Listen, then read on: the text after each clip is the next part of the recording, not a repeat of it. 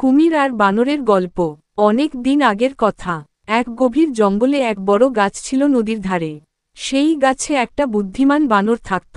গাছে সুস্বাদু ফল ধরত। বানর প্রতিদিন সেই ফল খেয়ে আনন্দে থাকত।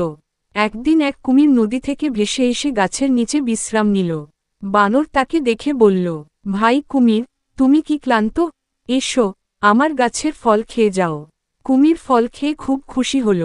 সেই দিন থেকে প্রতিদিন কুমির আসত, আর বানর তাকে ফল খেতে দিত। ধীরে ধীরে তাদের মধ্যে বন্ধুত্ব গড়ে উঠল। কিন্তু কুমিরের স্ত্রী খুব লোভী ছিল। সে কুমিরকে বলল, শোনো, ওই বানর প্রতিদিন এত মিষ্টি ফল খায়।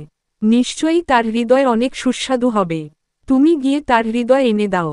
প্রথমে কুমির রাজি হচ্ছিল না, কিন্তু স্ত্রীর জোর করাতে একদিন বানরকে নদীর ওপারে ভ্রমণের নাম করে ডেকে নিল। বানর মাঝনদীতে বুঝতে পারল কুমিরের আসল উদ্দেশ্য।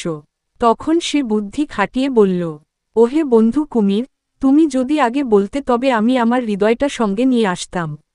এখন তো সেটা গাছে আছে। কুমির বানরকে আবার তীরে ফিরিয়ে আনল যাতে বানর হৃদয় নিয়ে আসে।